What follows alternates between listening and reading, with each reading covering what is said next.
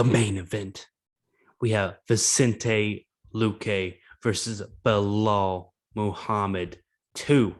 Yes, folks, this fight's already happened before. I think back in 2016 or 2017, I can't remember, but these guys have both made their ways up the respective division of welterweight to the point where they're at now. We have Vicente Luque coming at 21-7-1, coming out a 4-fight dominant win streak where he has looked absolutely killer. Looked like he's maybe next in line for a title fight after Leon Edwards, but we had the hype train behind Hamzat Chimaev, so you never know. Vicente Luque might be next in line after this, but Vicente is coming in at 5'11" and a 76-inch reach in the welterweight division of 170 pounds.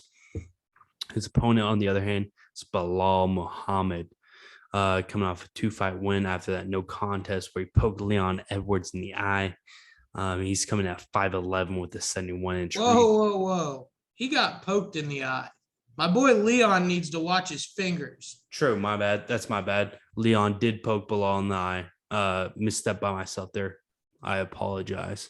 But anyways, Belal is coming in with a significant reach disadvantage versus a striking master like Vicente Luque has been looking like in his last few times out. This is going to be interesting because I think the prototype for Belal, other than his last fight against Stephen Thompson, was weaponized pressure, in your face, volume, wear you out, punch you in the face. Even though it's not hard shots, it's I'm here. I'm fucking attacking you from here. I'm all up in your shit.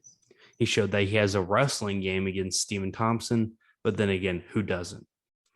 Now, on the other hand, you have Vicente Luque, who's a straight up fucking Brazilian savage. This is someone Chael Sonnen would be scared of. He's coming off a win versus Michael Chiesa, where he did get taken down, and I don't think that's much of a cause for concern because his jiu-jitsu showed up good in that fight. He showed some defensive jiu-jitsu and got the fucking the choke and finished the fight in the first round pretty early after he was taken down, and I'm pretty sure he was mounted. He also has wins over Damian Maia, who's obviously fallen off after their fight, Tyron Woodley, who's fallen off after their fight. But I think this can give some legitimacy to Vicente Luque that he's been looking for after those 3 wins. And he's already knocked out Belal Muhammad, before. This is his second fight. So I think it'll be an interesting matchup. And, you don't forget somebody that knocks you out. That's Big Brother. You don't forget Big Brother punching you in the face and KOing you. So I think you look for Belal Muhammad for the takedown, but there's just he's going to be scared to stand up. I don't think, even though he's going to say, oh, blah, blah, I've grown so much. You don't forget that kind of shit. And 2, I think Luque's submission game is miles ahead of Belal Muhammad. No, I don't have anything but good things to say about Belal Muhammad, to be quite honest. He took that opportunity against Leon Edwards. He got poked in the eye and has basically parlayed that into becoming, a great analyst on all of the ESPN fight nights that he's on the booth for. Fantastic commentary before and after the fight. He's become a great podcast host, and he really has improved his game as a fighter. But Belal Muhammad's a decision guy. The last time he got a knockout was back in 2016, and the only other time he's finished a fight since then was 2019. He got a rear naked choke. Like you said, I think Vicente Luque's got a pretty noticeable advantage on the feet, and he hits like a Mack truck for being at 170 pounds. Dude, sorry to interrupt you, but I think he has some of the fucking strongest hands in the entire. This guy, the power that he's put on display in his 4-fight win streak is phenomenal, astronomical.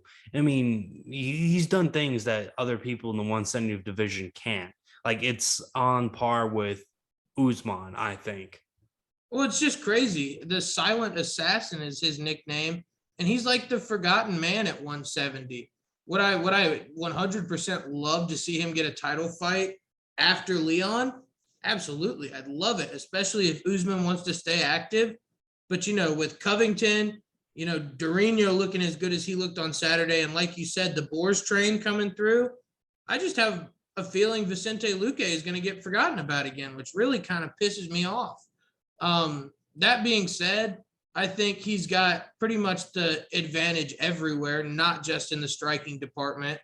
I think Belal Muhammad kind of relates to Aljamain Sterling, like I've been talking about, where I think a lot of his striking is bullshit striking, volume, meant to score points and set up takedowns. I don't really think that there's any significant threat to Luque when this fight's on the feet, while I think there's a pretty significant threat to Muhammad the longer that this fight stays on the feet.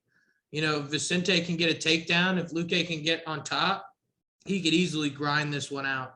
Even if he ends up on his back, first of all, I think Michael Chiesa's, a way better wrestler than Belal Muhammad. Muhammad looked good his last time out against Wonderboy, but Wonderboy has not looked the same recently. After back-to-back wrestle fucks, I think it's pretty easy to say that the Wonderboy Thompson that beat Vicente Luque in 2019 is not the same Wonderboy Thompson that Belal Muhammad beat at the end of 2021. That being said, I think there's just too many paths to victory for Luque here, but I'm going to take him by knockout, probably in the second round. I think Muhammad gets through one, but I think he gets hurt pretty bad in that first round. Yeah, I mean, I think the only maybe road trap, if you want to call it that, for Vicente Luque in this fight is maybe the pressure and the weaponized pace. But I mean, when Vicente Luque is throwing bombs, there's only so many you can take. I mean, he showed it, he's put fools out, dude. But Belal Muhammad's come in as a plus 155 dog. Vicente Luque come back as your minus 170 favorite. Like you said, Luque looking nice though, plus 225 TKO. Let's take it to the bank. I fuck with that. And I mean, there's a lot of prop bets on here that I think, you play them all, you win money on all of them. Money line isn't great. I mean, I think the odds makers see it like kind of similar to how we do. It's probably a little bit closer than I see it, honestly. But instead of playing that minus 170, just to go down under 4.5 rounds, minus 120, like that. Fight doesn't go to decision at minus 130. We'll fuck that right up. Luque by TKO at plus 225, I think is a great bet as well. Luque wins inside the distance at plus 130. There it is. That's the bet of the freaking fight.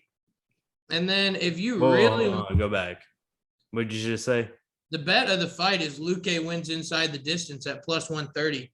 That way you leave yourself open to whether it's a sub, whether it's a knockout. As long as it happens inside the distance the way we think it will, plus 130 is going to hit. And if you're really just feeling ballsy, and I kind of like this bet a lot. I didn't even know I could make it actually. But Luque wins in round 1 or 2 at plus 220. That's kind of further down, Gage, but right, I found it. I like that one, man. That's a nice one. I mean, I think Belal Muhammad's tough. I don't necessarily if I'm going that far, but Luque inside the distance, I think that's definitely a lock. It's definitely better than money line. So I'm going Luque wins inside the distance at plus 130, man. Look, I'm just not sold on 3 consecutive wins by WrestleFuck for Belal Muhammad against Diego Lima, aging and fading Damian Maia, aging and fading Stephen Thompson. Those are different guys than Vicente Luque. Vicente Luque has been a killer. Vicente Luque is not aging and fading either. He's coming right into the prime of his career.